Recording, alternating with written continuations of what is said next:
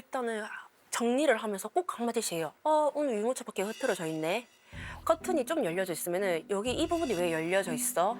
막 후, 이러면서 약간 한숨 쉬고 약간 좀 가슴이 너무 답답해요. 턱 막히는 느낌이 너무 많이 해요. 막 뭔가 자꾸 집이 창살 없는 감옥 같아요. 한편으로는. 네.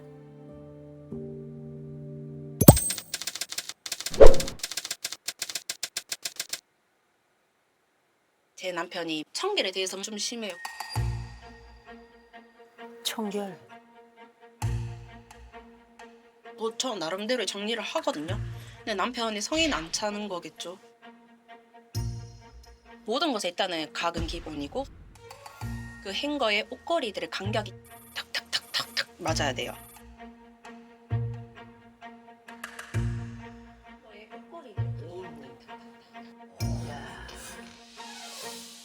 커튼 쳐도 그냥 치는 거잖아요. 근데 그 쳐도 자기만의 그 치는 그게 또 있나 봐요. 그래서 항상 제가 열어놔도 그걸 또 건드려요.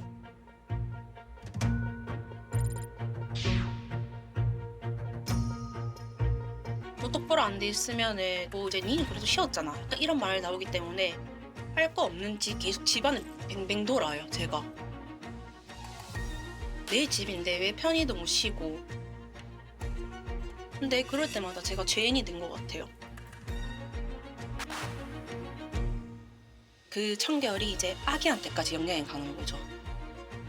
아기가 뭘 이렇게 잡았다고 하면 무조건 손 닦여야 되고 아, 아빠 없으면 많이 만져. 아빠 있으면 너 이렇게 못해. 라고도 얘기를 해요. 이 정도까지 사람이 왜 이렇게 하지? 라는 너무 생각이 드는 거예요. 진짜. 정말 내가 이렇게 살아야 되나? 할 정도로 왜 진짜 막 그게 아렸었어요. 근래까지도. 대구 사는 42살 전하정이라고 합니다. 네. 안녕하세요. 대구에서 온 33살 하정연입니다. 아니 남편이 청결에 대해서 이런 지점은 조금 과한 것 같다. 이런 지점이 따로 있나요? 일단은 퇴근하고 와서의 루틴이 있어요. 네. 이제 현관문을 열면은 일단 신발장을 살펴봐요. 이제 뭐 유모차 바퀴라든지 뭐 틀어졌는지, 정리할 게 있는지, 뭐 신발 뭐 정리할 게 있는지, 신발 뭐 정리할 게 있는지 이런 것부터 보고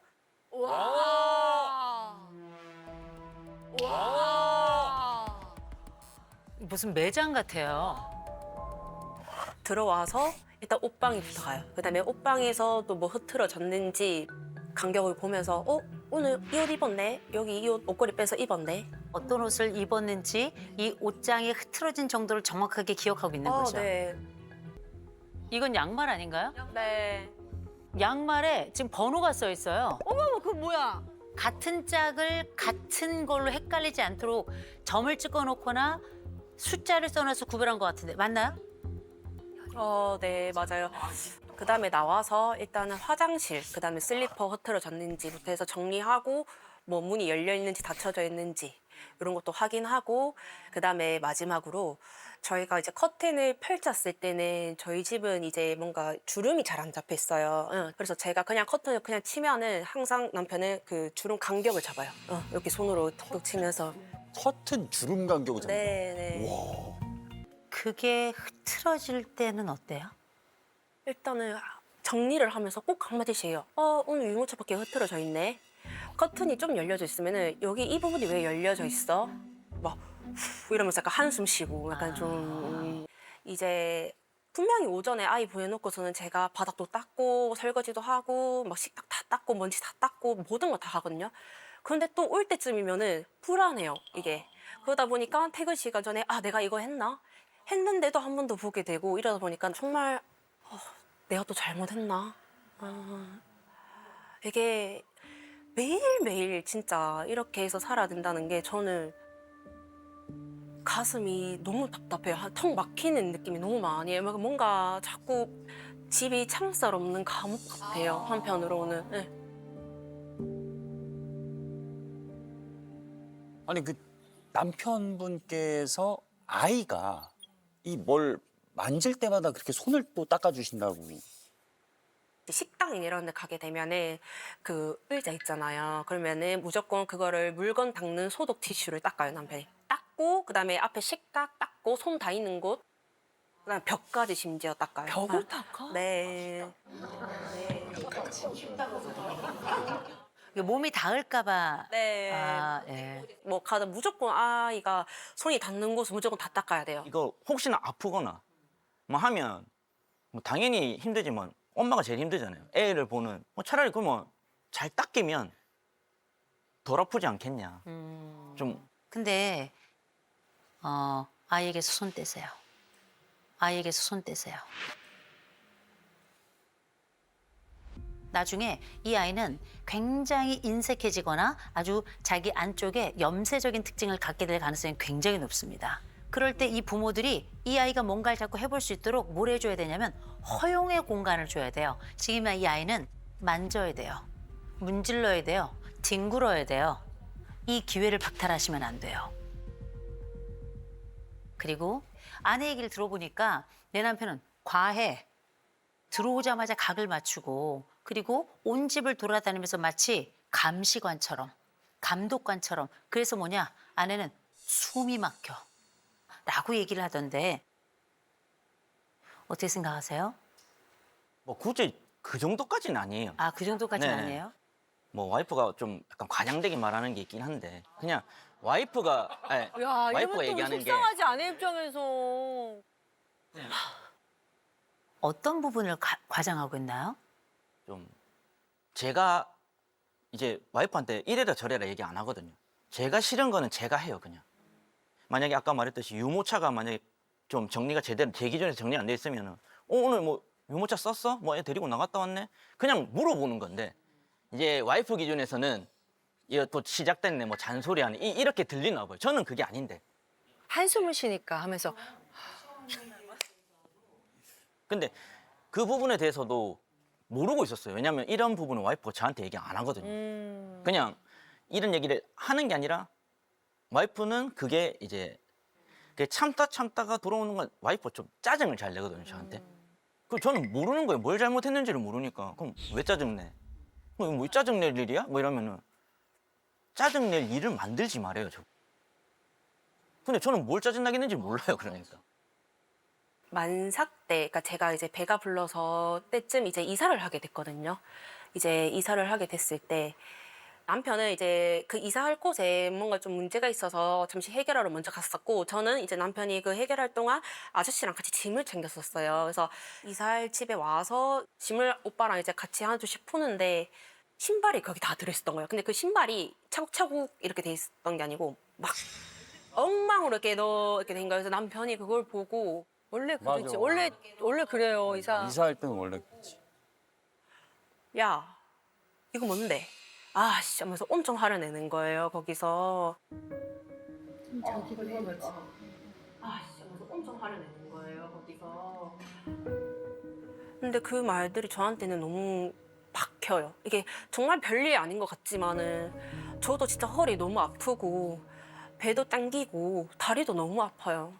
근데 남편은 그런 게 좀 마음에 안 든다고 해서 저한테 아씨 이렇게 해버리고 근데 그 신발 말이에요. 아, 네. 저 같으면 버렸어요. 저 같으면 버렸어요. 그럼 신발이 나보다 더 중요한 거야? 내가 상처받는 것보다 더 중요한 거야? 하필 또 그냥 만삭일 때. 다른 때에도 섭섭할 수 있지만 이때는 남은 생의 기억이 남는 때거든요. 지금은 이 남편의 이 정리가 온 집에 완전히 장악하고 있단 말이에요. 이러다가 아내는 고사돼요. 위험의 피점수 100점이에요. 자율성이 0점이에요. 이 사람은 자유를 잃은 사람이에요. 불안이 100일 정도면은 이거는 늘 밤에도 눈을 뜨고 자는 사람이에요. 가장 평안한 시간에도 심장이 막 부정맥처럼 막 뛴단 말이에요.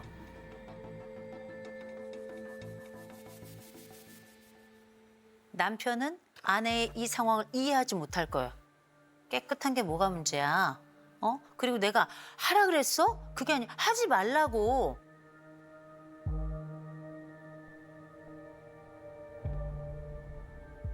근데 그 앞에서 움직이는 것 자체가 이 사람에게 스트레스예요.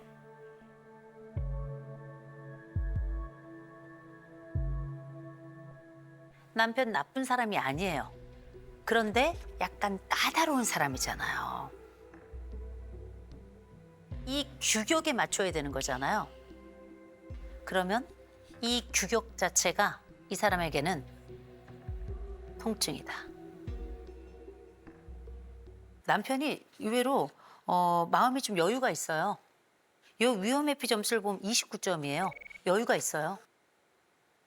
사회적 민감성, 일명 연민지수라고 하는 게 91점이에요. 높아요. 이 얘기는 뭔지 아세요? 되게 따뜻하고 부드럽고 그럴 수 있어. 그렇게 안 해도 내가 하면 돼. 그냥 이렇게 받아들이는 사람인 거예요. 근데 제가 너무 놀란 지점이 있어요. 이 남편이 말이에요.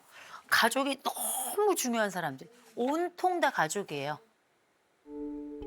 가족이 너무 중요하고 이 가족이 없어서는 안 되는, 이 가족 없이 난 존재할 수 없을 정도로 가족에 대한 너무 마음이 크더라고요. 그래서 어쩌면 이렇게 지금같이 틀을 맞추나 봐요. 이 틀 안에 내 가족이 있어라. 이 안정된 공간에 내 가족이 있어라. 내 가족 오염되지 않게 내가 그 손 닦겠노라.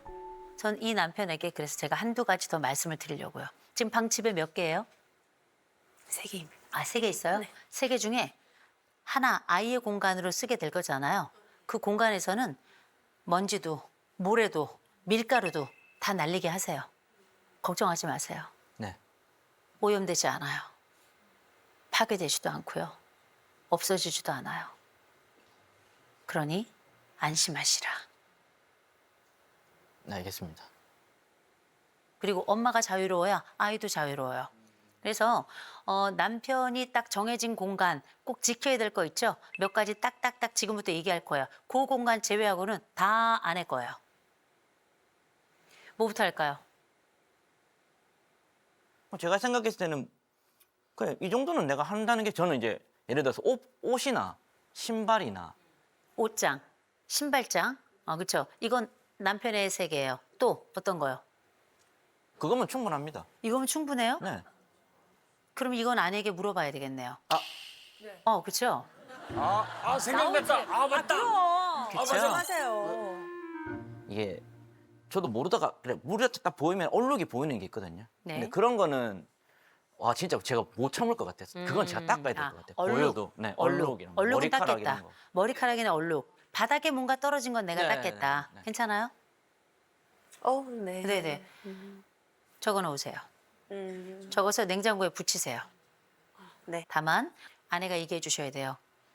그렇게 결정해줘서 고마워. 그럼 남편이 얘기해야 되겠죠. 당신이 편안해졌으면 좋겠어. 이게 중요한 거예요.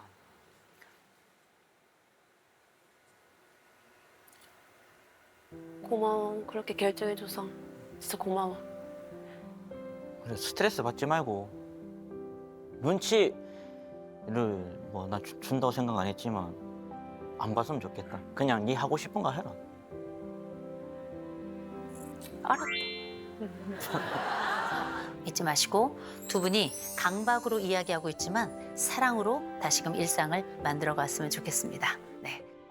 이 도파민 중독이라고 한다면 대개 이런 경우이죠. 하나, 디지털 중독이라고 하는 영상 중독. 쇼츠 계속 봐. 유튜브 계속 봐. SNS 계속 봐. 이런 것들 많이들 보시잖아요. 와. 제가 이제 상담을 하면서 한 분이 오셨는데 이분이 자꾸 지각을 하는 거예요. 자꾸 지각을 해요. 근데 이분의 지각의 원인은 굉장히 선명했습니다. 지하철을 타고 출근을 하는데 계속 이렇게 쇼츠를 넘기면서 본대요. 그러다 계속 내릴 곳을 놓쳐. 그게 이제 한 번, 두 번, 세 번, 한 달이면 지각을 보통 7번에서 10번을 한대요. 이 정도면 심각한 거 아니에요? 너무 심하다. 이분이 왜 그런가 제가 봤더니 아주 간단했습니다. 이분이 업무 스트레스가 너무 많은 거예요. 업무 스트레스가 너무 많아서 평균 퇴근 시간이 11시 반이에요, 밤에. 아, 아주 작은 회사에서 거의 업무를 전담하고 있으니 업무 스트레스가 너무 강해서 자기도 모르게 회사에 가기 싫었던 거야. 자기도 모르게 내리기 싫었던 거예요. 그러니 이 SNS를 통해서 이 안에 나도 모르게 얘를 붙잡아서 가고 싶지 않았던 마음을 그렇게 드러냈던 것이죠. 우리가 이렇게 SNS에 관련된 중독만 있는 게 아니고 우리 또 소비 중독 많죠? 네. 우리가 말하는 흔히 쇼핑 중독이라고 하는 건 실제 어떤 물건을 많이 산다고 쇼핑 중독은 아니죠. 실질적인 쇼핑 중독은 내가 어떤 것을 사놓고도 산지도 몰라. 그 사야 될 목적도 없이 그냥 사는 거예요. 그래서 뭐라는가? 소비를 통해서 내가 안쪽에 가지고 있는 욕망들을 표출하는데 나라는 사람이 살아있다는 걸 쇼핑을 통해서 물건을 집어 넣으면서 느끼는 거예요. 막상 물건을 산 다음에 집에 내려놓죠? 아무 의미가 없어요. 그러니까 어떻게? 산 걸 또 사. 그리고 산 거를 정리하지 않아. 또 한 가지 관계 중독이에요. 그중에서도 자극적 관계 중독. 여기 계신 분들 중에 그런 분들 계신지 모르겠는데요. 환승연애. 환승연애. 이분들은 이별이 슬픈 게 아니에요. 다음에 만날 사람에 대한 기대가 큰 거지. 그래서 이 사람이 나에게 주는 이 기쁨이 사그라드는 동시에 나는 그 사랑도 사그라든다고 느껴요. 그러면서 또 다른 사랑이 시작될 것에 대한 바로 그 설렘이 이어지게 됩니다. 또 하나 우리가 살아가면서 제일 흔한 게 뭡니까? 일 중독이에요. 일 중독. 정말 일 중독자의 핵심은 일을 많이 하는 게 아니에요. 일을 하지 않으면 불안해요. 내가 이미 충분히 많은 일을 하고 있는데도 불구하고 내가 어떤 일을 더 하지 않는 것, 그 공백을 견디지 못하는 것, 이게 바로 일 중독이 가지고 있는 핵심이다라고 생각하시면 돼요. 그러면 일은 이 사람에게 무슨 뜻입니까? 존재의 의미예요. 내가 일을 더 하거나 혹은 충분히 해내지 않으면 난 존재할 가치가 없다고 느끼는 거라 끊임없이 자기의 도파민을 생성해내기 위해서 밑바닥까지 있는 내 에너지를 다 펌프질해서 나중에는 어떻게 완전히 소진이 돼버리죠. 이렇게 멍해지는 현상이 발생해요. 근데 이거보다 요즘 전 국민에게 심각한 중독 현상이 있습니다. 뭐죠? 한방 중독, 주식, 코인, 인생 역전. 기억하셔야 됩니다. 이 모든 것들이 지금은 투자가 아니라 투기로 이어지고 있고요. 인생을 한 방으로 돌리려고 하는데 보통 보세요. 주식으로 어떤 것을 한번 가져본 사람은 다음번에도 주식해요. 코인으로 한 방으로 뭔가를 얻었다가 대신에 코인으로 또 한 방 잃었던 사람들은 다시금 코인으로 이걸 다시 얻고자 합니다. 그러면 어떻게? 기대도 크지만 여기에 따른 리스크도 큰데 기꺼이 그걸 선택하죠. 이게 바로 중독이 가지고 있는 가장 큰 공통점이라고 봐야 될 것 같아요. 자, 그러면 도파민에 중독이 되면 뭐가 문제일까? 아니, 뭐가 문제예요? SNS 하는 거 뭐 문제세요? 문제되지 않아요. 도파민 중독의 핵심은 뭐가 있냐면 지루함을 견디지 못한다는 거예요. 그러니까 엘리베이터 딱 타봐. 다 휴대폰이에요. 그리고 가만히 있지를 못합니다. 어쩌면 우리는 이 지루함이 나에게는 이제 고통이 된 시대가 된 거예요. 또 하나, 쾌감에 대해서 굉장히 무감해집니다. 일상적 쾌감은 쾌감이 아니에요. 이분은 이제 오셨는데 아내가 왔어요. 이제 결혼 생활을 못 하겠다고. 이유는 간단해요. 남편이 도무지 부부 생활을 해주질 않아요. 남편이 침대로 들어오질 않아요. 7년을 연애를 하고 이제 결혼을 해서 지금 4년 차인데 신혼이잖아요. 남편이 부부 생활을 안 한다는 거예요. 왜 안 하냐 물어봤더니 7년 연인 관계로 있을 때에도 이 남자친구가 재미가 없다고 다양한 이제 방식을 좀 구사를 하게 됐는데 근데 이것도 한 번, 두 번은 흥분이 될지 모르겠지만 시간이 지나고 나면 전혀 흥분도가 높아지질 않아요. 그러니까 재미가 없는 거예요. 심지어 이 아내가 그닥 사랑스럽다 느껴지지 아니고 호감이 느껴지지 않으니까 아이도 갖고 싶어 하지 않는. 그래서 이 결혼을 유지해야 될 것인지 아니면 이혼을 해야 될 것인지 이걸 고민을 하러 왔더라고요. 이 우리가 알고 있는 이 자극이라고 하는 것이 어떤 것을 주느냐 이런 둔감이라고 하는 상상하지 못할 그래서 이 사람에 대한 사랑마저 못 느끼게 하는 이게 바로 굉장히 큰 문제이자 또 부부간의 어려움을 주는 아주 핵심적인 주제가 요새는 돼버렸습니다.